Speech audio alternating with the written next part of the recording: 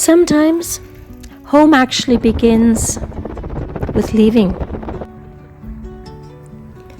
You know, for a little while we traded the familiar for the different in France.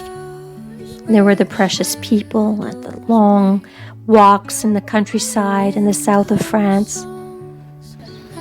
There were the ancient buildings, looking through these windows and getting a glimpse of time gone by.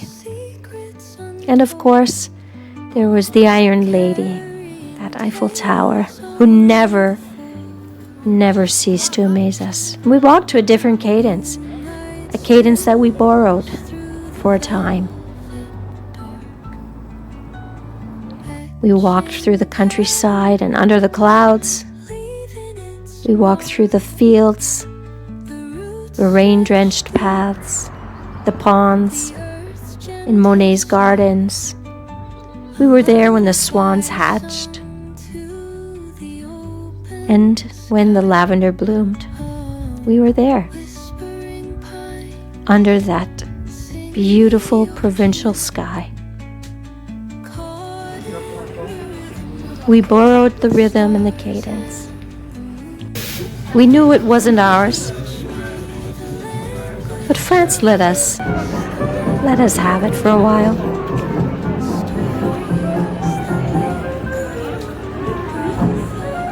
Then out came the suitcases. What do you keep and what do you store? And you realize that all the things that are most important are the things that don't even go in a suitcase.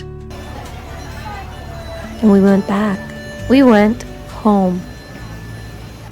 There's something really embryonic about returning home.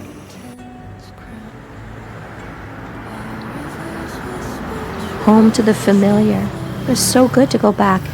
We knew the language, and we know the currency, we understand the culture, and we know that a lot of things have changed. But you return to so much that is familiar and it feels good. And even though so much has changed, I realized that I was coming back to a place that I knew, and I was different.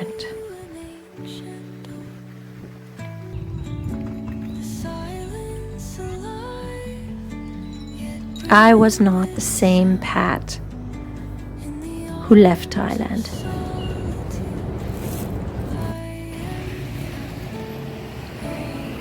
And just as France can make an ordinary day seem quite spectacular, so does Bangkok. And you could be overwhelmed by the traffic where the laws are kind of just like suggestions more than laws. We're crossing the road, you're taking your life in your own hands.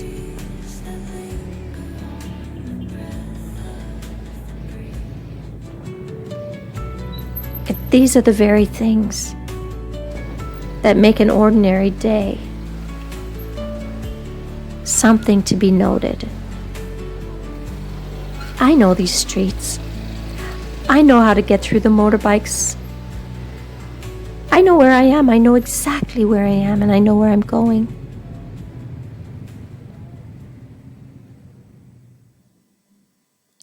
I follow a familiar path each day through my neighborhood, on my way to do my very ordinary things.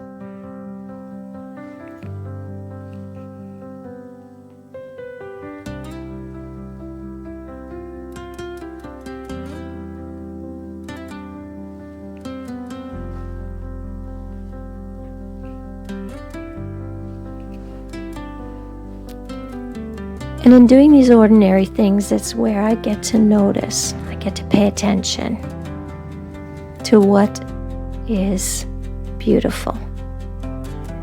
Because even in the chaos, beauty belongs, even here and even now. I get to enjoy the city and how crazy and crowded it is, how hot and humid and restless it is. I get to enjoy the moments in between all the big celebrations. And I get to know that the street is the destination.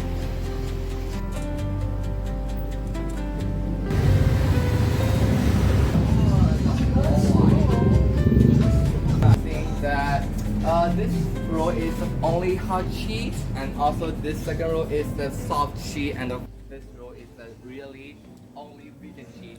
And because make in Thailand is a local brand. Some kinds of cheese is a product. In between all of those big things and the big moments, we get to notice what I like to call the unremarkable middle.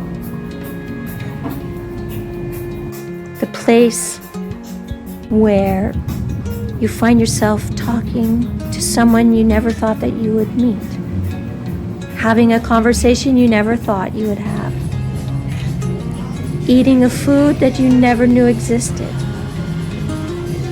just enjoying a cold fizzy drink poured over ice. The ordinary world that quietly carries on with or without me. That's reassuring.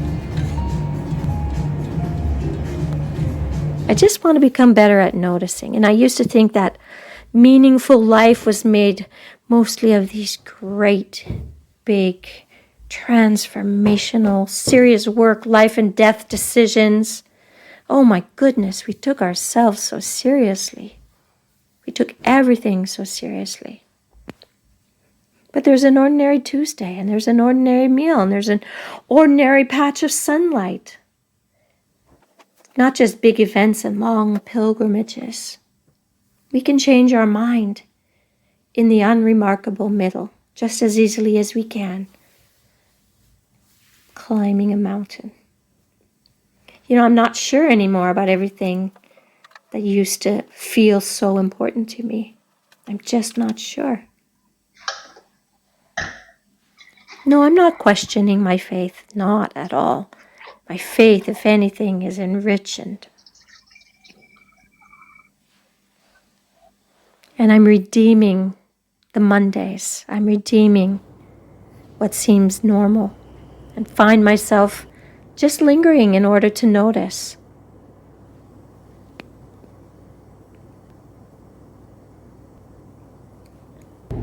Next station พร้อมพงษ์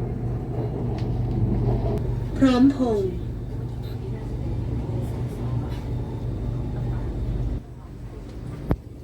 โปรดทราบกรุณาเดินเข้าด้านในของขบวนรถไม่ยืนกีดขวางบริเวณประตู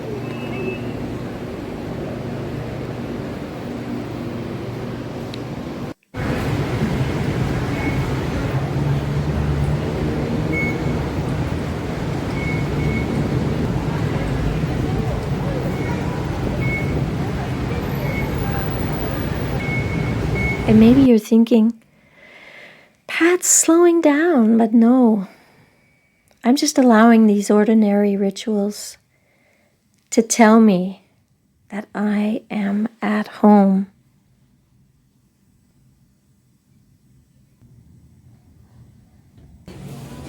When I turned 60, I made a huge decision.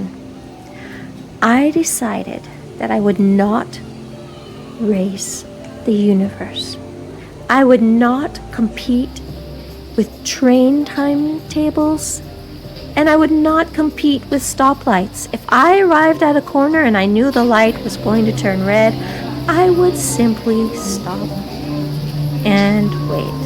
If I'm at a cash register and the person in front of me is fumbling for just the right amount of change to pay in just the exact amount, I wasn't gonna huff and puff and show any irritation.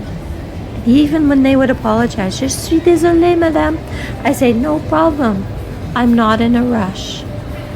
I'm not in a hurry." That's freedom. And so, yes, I can go fast. I'm not slowing down.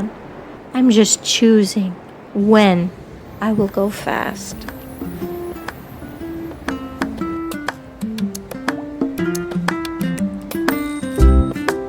I had a good friend who once said, "Emotions follow focus." สถานีต่อไปพร้อมพงษ์ Next station พร้อมพงษ์ And so, I've redirected my focus to notice little things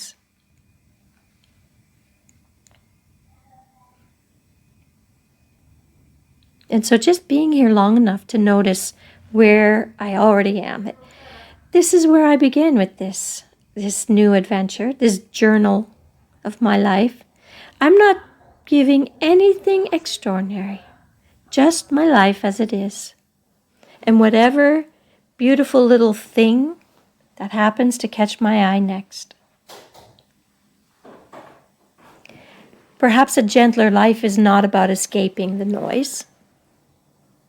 It's not about getting away, because you always have to come back to the noise. But for us, for me, and this beautiful man, it's learning to carry an unhurried heart and a carton of eggs carefully.